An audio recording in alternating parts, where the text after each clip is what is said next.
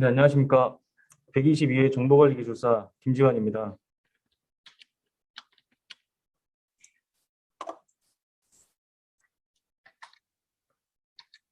네, 컴시흥 1교시 문제를 간략하게 보고 이제 리뷰를 좀 하도록 하겠습니다. 1번 문제는 IEEE 802.11AX와 801.11B를 이제 비교하는 문제가 출제가 됐는데요. 5G 이동통신에 대한 서비스가 이제 발달을 하고 서비스가 계속 이제 유지가 되면서 그에 따른 그 통신 모델로 표준화가 진행이 됨에 따라 비교 문제가 출제가 되었다고 생각이 되고요. 일단 두 문제, 이 두 가지 토픽에 대한 이제 비교를 물어봤으니 이제 당연히 이제 비교를 해야 되는 거는 당연한 얘기고, 일단 801.11AX와 801.11B2에 대한 관계성을 먼저 일단락에 제시를 해주시면 이제 이 토픽에 대해서는 충분한 이해가 있구나라고 판단이 될 것 같고요. 그리고 그 이후에 이단락에 802.11AX와 B2를 이제 개념적인 요소가 아니고 명확한 기술적인 요소이기 때문에 각각 기술적인 요소를 컴은 어떻고 뭐 데이터 스트림은 어떻고 액세스 포인트는 어떻다고 명확하게 제시를 해주시고 폭넓은 범위 내에서 서로 비교를 해주시면은 더 좋은 답안이 될 것 같습니다.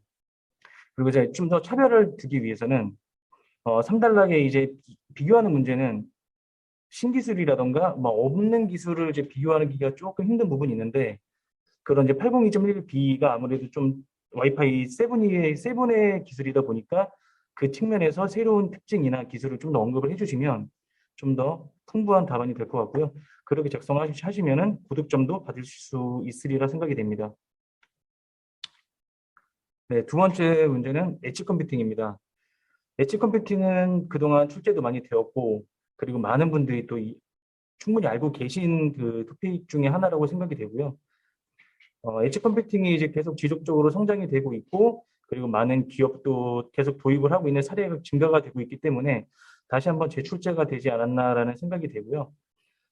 엣지 컴퓨팅은 이제 네트워크의 엣지에 배치된 각각의 기기에서 개별적으로 데이터를 분석하고 활용하는 이제 기술이라고 보시면 되고요.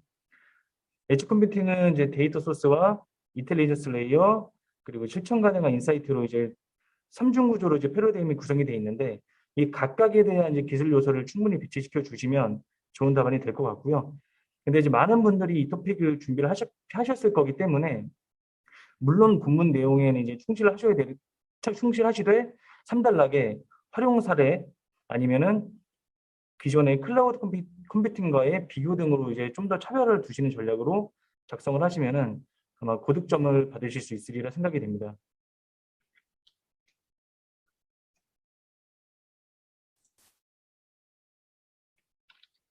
네. 세 번째는 유닉스 시스템의 세 가지 핵심 컴포넌트를 묻는 문제입니다.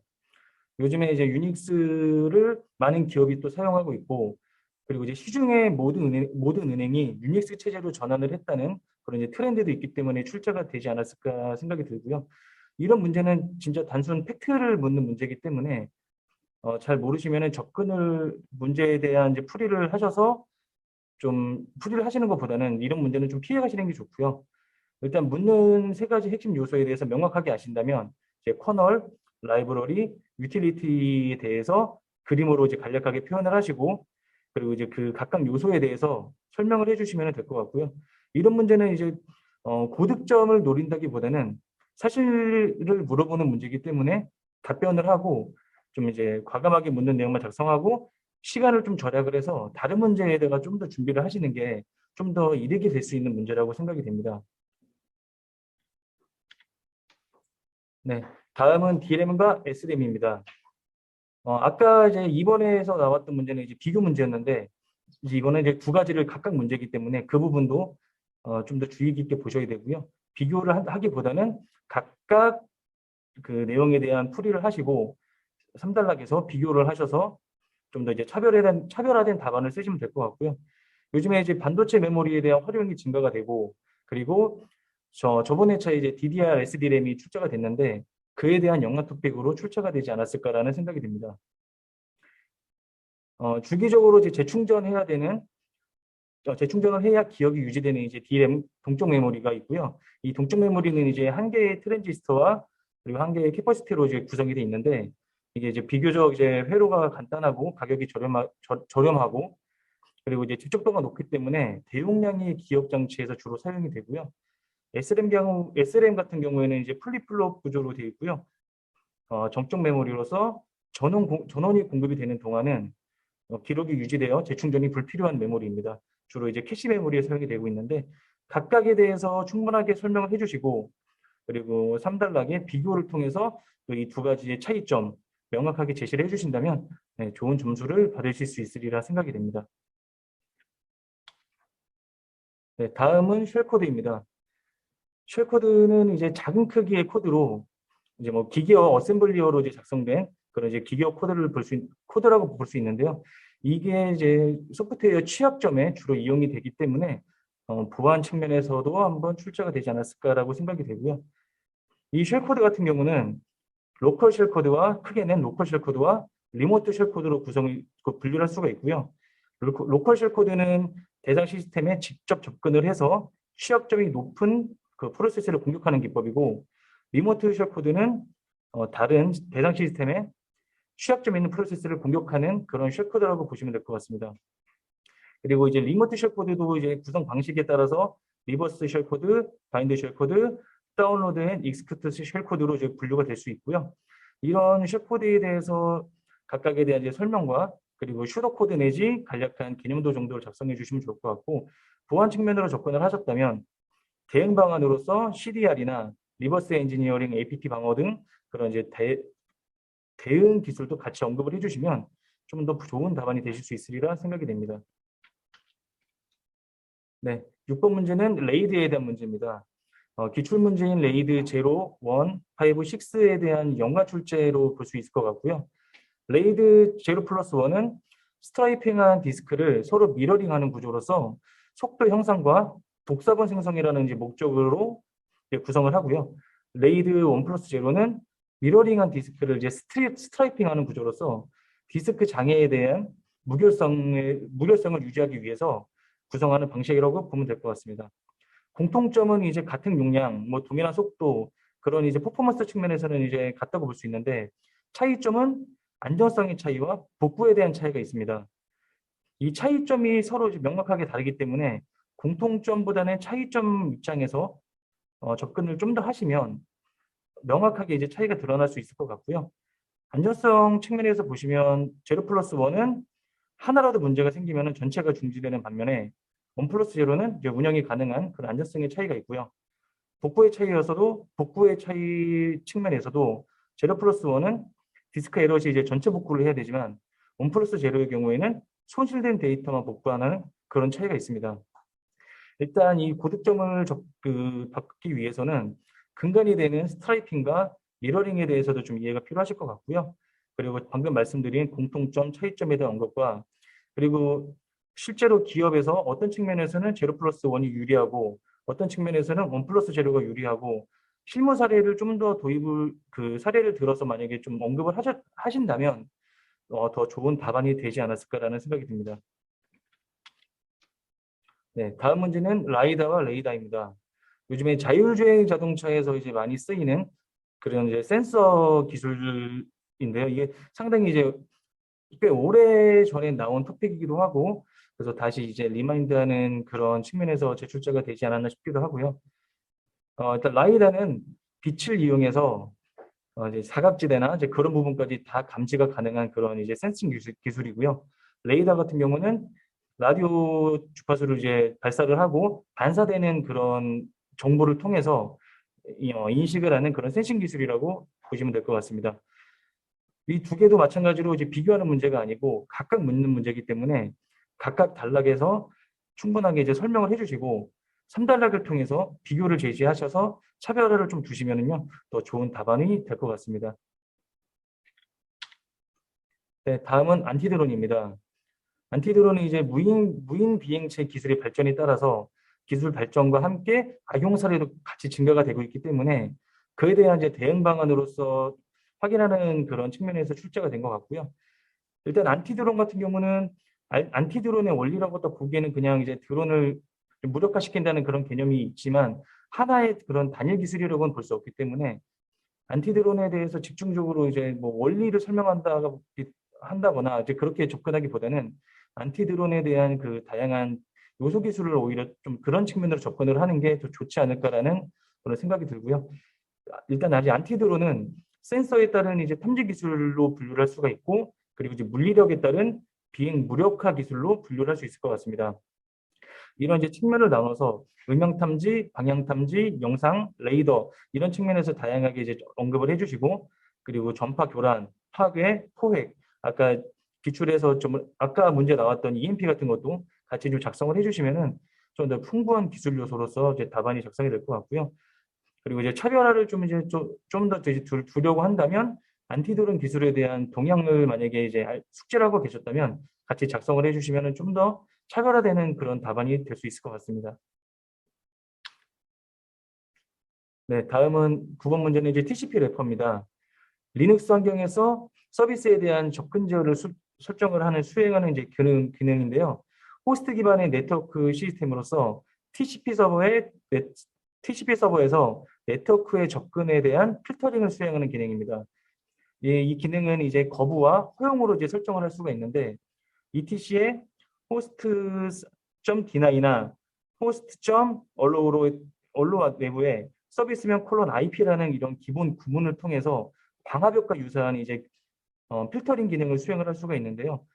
네, 지금 딱 이제 이 제시된 내용만 놓고 보면은 실질적으로 이제 답안을 작성하실 때 작성하실 수 있는 내용이 상대적으로 적을 수가 있기 때문에 물론 이제 거부와 허용에 대해서 그런 명확한 답변을 제시를 해주셔야 되지만, 이거에 따른 이제 사용 사례까지 같이 작성을 해주시거나, 그리고 뭐 우리 그 실제 업무에서는 어떻게 쓰인다라는 것도 같이 언급을 해주시면은 좀 더 좋을 것 같고요. 이 문제 또한 이제 간결하게 답안을 작성하시고 시간을 좀 더 절약하시는 그런 차원에서 접근을 하시면은 네, 괜찮을 것 같습니다. 네, 다음은 블록체인 트릴레마입니다.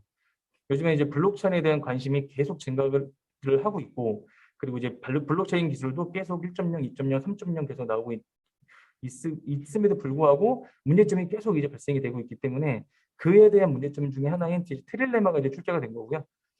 이 블록체인 트릴레마는 확장성, 탈중앙화, 보안성 이 세 가지 주요 목표 중에서 어느 하나를 희생해야 다른 두 가지에 대한 목표를 달성할 수 있다는 그런 개념입니다. 일단 이제 블록체인 트릴레마 요소에 대한 확장성, 탈중앙화, 보안성에 대해서 이제 기본적으로 언급을 해주셔야 되고요. 이것도 마찬가지로 이 트릴레마를 설명하기에 확장성, 탈중앙화, 보안성 이 세 가지만으로는 내용이 상대적으로 적을 수가 있기 때문에 현재 블록체인 기술에 대한 비트코인과 이더리움은 탈중앙화와 보완하는 구성이 되어 있지만 확장성에 한계가 있어서 트릴레마가 발생이 되고 있고, 이오스 같은 경우에는 확장성과 보완성은 확보가 됐지만 탈중앙화에 한계가 있다는 그런 좀 상세한 언급과 함께, 그리고 지금 트릴레마 같은 경우에는 어떻게 보면 또 하나의 문제점일 수 있기 때문에 그거에 대해서 대응을 할 수 있는 대안 기술도 같이 언급을 해주시면 더 좋은 답안이 될 것 같고요. 트릴레마의 대안 기술은 알고랜드, 라이트닝 네트워크, 그리고 블록체인 프로세싱 유닛이라는 그런 프로세서도 이제 같이 언급이 되어 있는데요. 이런 그 토픽들도 지금 단일 토픽으로 1교시에 충분히 출제가 가능한 토픽이기 때문에 같이 좀 더 숙지를 해주시면 좋을 것 같습니다. 네, 다음은 스마트 팩토리입니다. 124회 스마트 팩토리 참조 모델에 대해서 이제 출제가 돼서 그거에 대한 연관 토픽으로 출제가 됐다고도 볼 수 있을 것 같은데요. 스마트 팩토리는 그동안 많이 출제된 빈출 토픽이기도 하고요. 그리고 이제 스마트 팩토리 확산 추세에 따라서 전문 인력이 또 이제 양성이 필요하기 때문에 그런 측면에서 또 출제가 되지 않았나 생각이 됩니다. 전통적인 이제 제조 산업에 첨단 ICT 분야를 접목시킨 그런 이제 효율적인 스마트 공장이라고 보시면 될 것 같고요. 이거는 이제 많은 분들이 준비를 하셔서 스마트 팩토리 하면 이제 기본적으로 떠오르는 토픽들, 뭐 CPS라든가 뭐 다양한 뭐 센서, 컨트롤러, 이제 뭐 여러 가지 ICT 기술 요소들을 작성해 주실 것 같은데요. 이런 이제 다양한 기술들을 이제 작성을 해주시는 것도 좋지만, 이런 이제 기술 요소를 작성을 해주심에 따라서 일반적인 ICT 기술 요소가 또 배치될 가능성이 있어요. 그냥 뭐 AI, 빅데이터 이런 식으로만 딱 작성을 해주시면 이게 과연 스마트 공장의 주요 요소인지를 좀 의심할 수 있는 그런 포인트가 생길 수 있기 때문에 되도록이면 공장의 느낌이 나는 팩토리 느낌이 나는 그런 요소, 기술 요소들을 배치를 시켜주시는 게 좋고요. 뭐 밑에 기술 요소라고 제가 이제 작성한 부분에 IoT, 뭐 현장에 대한 관리, 공장 운영에 대한 관리, 기업 지원에 대한 관리 이런 식으로 좀 더 공장 느낌이 나게 좀 작성을 해주시면은 네, 좀 더 괜찮은 답안이 될 것 같습니다. 그리고 이제 상당히 이게 모두가 다 알 수 있는 그런 토픽이기 때문에 차별화에 대해서 좀 더 신경을 써주셔야 될 것 같고요. 스마트 팩토리에 대한 5대 요건이라던가 이런 좀 접근하기가 좀 생소한 그런 정보도 같이 좀 기술해 주시면 더 좋은 답안이 될 것 같습니다. 네, 12번은 ISO 25000입니다. 품질 통합에 대해서는 이제 출제된 적이 없어서 아마 이제 미출제된 영역에 대한 문제라서 출제가 되지 않았을까라는 생각이 드는데요. 스쿼레라고도 이제 불리는 그런 이제 품질 표준인데 국제표준화기구에서 제정한 소프트웨어 품질 평가를 위한 통합 모델 표준입니다. 구성으로는 이제 품질 관리, 품질 모델, 품질 매트릭, 그리고 품질 요구, 품질 평가가 있는데 이 각각의 요소에 이제 근간이 되는 14598이라던가 9126, 15288 그리고 12119 이런 그런 표준들도 같이 언급을 해주시면은 좀 더 풍부한 답안이 될 수 있을 것 같고요. 그리고 이제 그 풍부한 그 기술 요소 여기 구성 요소들과 더불어 주특성 이제 이 ISO 25000이 갖는 주특성, 기능 적합성, 신뢰성, 사용성, 실행 효율성, 유지 보수성, 이식성, 보안성, 호환성 이런 요소들과 더불어 부특성과 같이 작성을 해주셔도 더 풍부한 답안이 될 것 같고요. 그리고 아까 말씀드린 구하나이유 14598, 1119, 15288 이런 그 표준들이 25000으로 오면서 어떤 요소들이 영향을 미치는지 이 연관성도 같이 좀 인사이트를 제시를 해주시면 아마 차별화된 그 답안으로 고득점을 받으실 수 있지 않았을까라는 생각을 한번 해봅니다. 그리고 이제 또 숫자가 많기 때문에 좀 헷갈릴 수가 있는데 이런 품질에 대해서는 명확한 그 표준 명칭을 또 작성을 해주시는 것도 되게 중요한 하나의 또 요소라고 볼 수 있습니다.